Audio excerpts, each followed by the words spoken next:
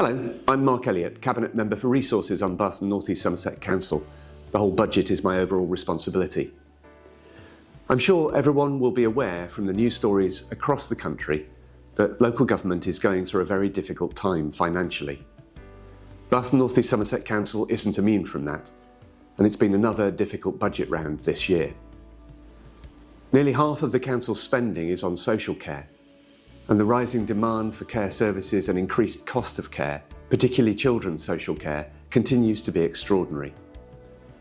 This puts a huge pressure on all the other services the council provides. However, due to sound financial management and careful planning over a number of years, Bath North East Somerset Council is not in the kind of difficulty that many councils are. We are proud to be able to meet the needs of the most vulnerable in our communities, and we have again increased the net spending on social care by roughly £6.5 million. That's on top of an increase of nearly £8 million last year. We will always seek to protect and support the people who need it most.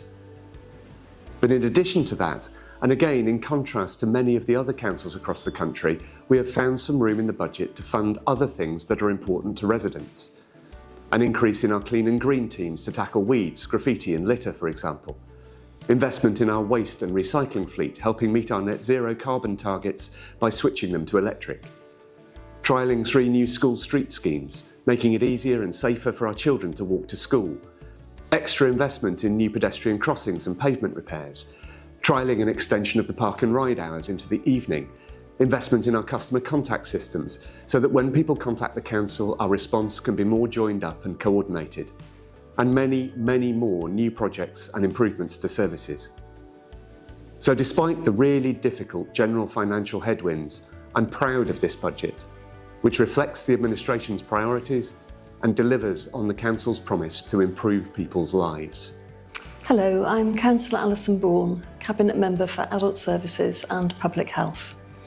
We have an ageing population in Bath and North East Somerset, so demand for adult social care services is increasing. Services are also more expensive than they used to be due to the cost of living pressure, employment costs and staff shortages. The additional funding in this year's budget ensures that we can provide the right support for people with higher levels of need, and that we can continue to fund lighter touch, preventative services for many more of our residents, enabling them to stay independent for longer. In addition to the adult social care investment, I'm pleased to see that there's also capital funding in the budget to support the development of more sports and fitness services. That will include an expanded gym and more space for classes in our sports centre in Odd Down. The planned new facilities will help us to enjoy staying fit and healthy, and are a great example of the Council's commitment to help improve people's lives. Hi, I'm Councillor Matt McCabe. I'm the Cabinet Member for the Built Environment, Housing and Sustainable Development. We have an enormous task here in Baines to build a lot of housing over the next 20 years, and that presents us with a number of challenges: land supply, cash, infrastructure and skills. But I'm really pleased to say that the budget that's just been confirmed has £73.4 million for land acquisition, and that's a really important start. So when we build temporary accommodation, that's a life turned round. When we build supported accommodation, that's a life enhanced in often very difficult circumstances. And when we build units of general need housing, well, that's a home for someone who's been on the housing waiting list for a long time.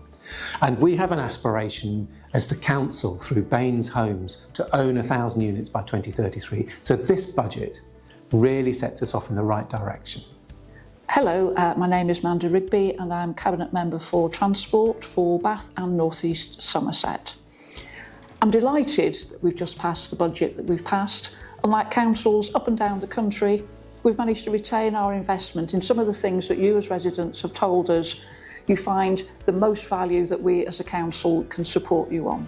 Things like fixing potholes, repairing pavements, resurfacing roads, looking at our street lighting, all the things that you notice every single day as you go about your business within Bath and North East Somerset.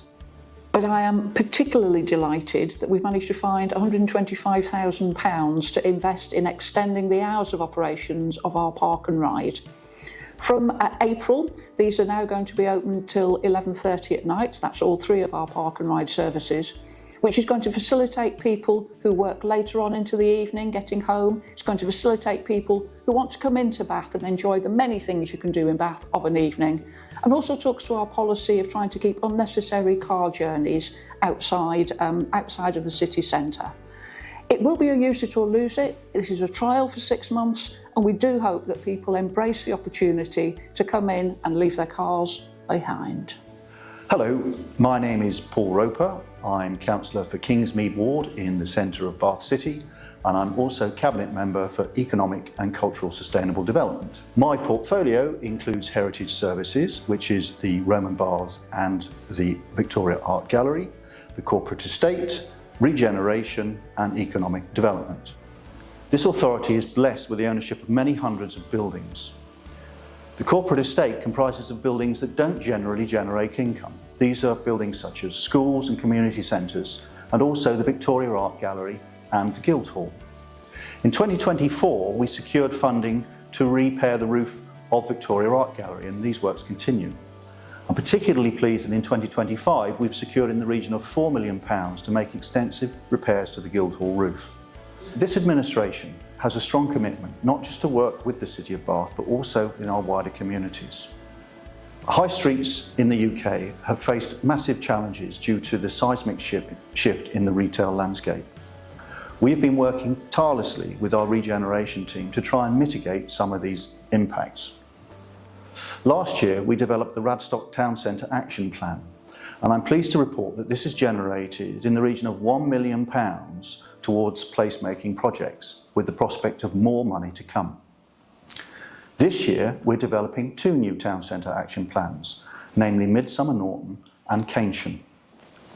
We have already secured £2.7 million towards the redevelopment of Midsummer Norton Town Centre, and I'm sure that we will continue to secure further funding both for these communities and also Keynsham. I'm particularly proud of the work that we've done here because it really is making a difference to our communities. Of course, none of this would be possible without adequate funding, and I'm delighted to report that the 2025 budget delivers this. Thank you very much.